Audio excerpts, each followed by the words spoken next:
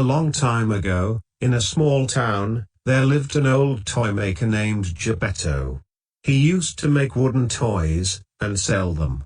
One day he decided to create a beautiful puppet boy. Geppetto searched for a fine log in the forest, and soon found a small pine log. He started to carve the log. Geppetto finally finished the beautiful puppet boy. He made him sit on a chair, and started to clean up. While cleaning, he heard a strange voice. He saw the puppet boy, dancing and talking. Geppetto took the puppet in his arms, and named him Pinocchio. Geppetto and Pinocchio started to have happy times together. Now was time for Pinocchio to go to school. But Geppetto didn't have money to buy Pinocchio his school stationery. So, he sold this old coat and gave the money to Pinocchio. He took the money and went to school with joy. Suddenly, he saw a crowd ahead. He slowly managed to make his way to the front, to find what it was.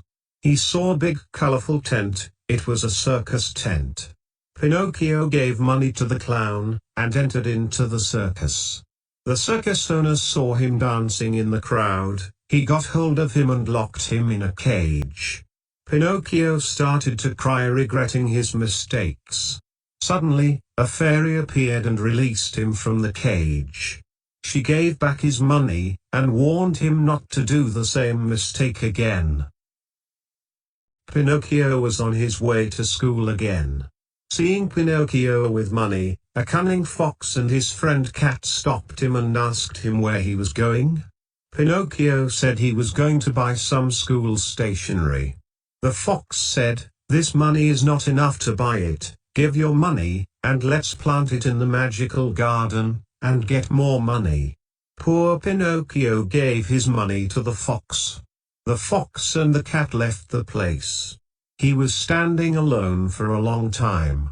Then the fairy appeared and asked Pinocchio about the money. Pinocchio said, "I kept my stationeries at school." As soon as Pinocchio finished his sentence, his nose started to grow. The fairy asked him if he is saying the truth. As Pinocchio kept on lying, his nose started growing. Finally, Pinocchio realized his mistake, and told what happened. As he told the truth, the fairy brought his nose back to normal. She said, "I am forgiving you, because you told the truth, and gave back his money the fox had taken," and she once more warned him not to waste his money. Pinocchio started to walk. On the way he saw the circus owner. He was very angry with Pinocchio. He wanted to punish him. He caught Pinocchio and threw him into the sea. Pinocchio started to swim towards the shore. Suddenly, he was swallowed by a giant whale. Geppetto was worried about Pinocchio, and went out to search for him. He heard from the fisherman that Pinocchio fell into the sea. He was so worried. He borrowed a small boat from the fisherman, and went into the sea. In the middle of the sea, a big wave hit the boat, and Geppetto fell in the sea. He was old and does not know to swim. He drowned. At that very moment, the big whale that swallowed Pinocchio, swallowed Geppetto too. He went straight into its stomach. He saw Pinocchio crying there. Pinocchio hugged Geppetto in tears. He said sorry for not obeying him. Suddenly, the fairy appeared and rescued them. After that, Pinocchio became a very clever boy, and always listened to his father. He went to school every day, and after school, he ran home to help his father in his workshop. The fairy saw what a nice boy Pinocchio became, and decided to give him a prize.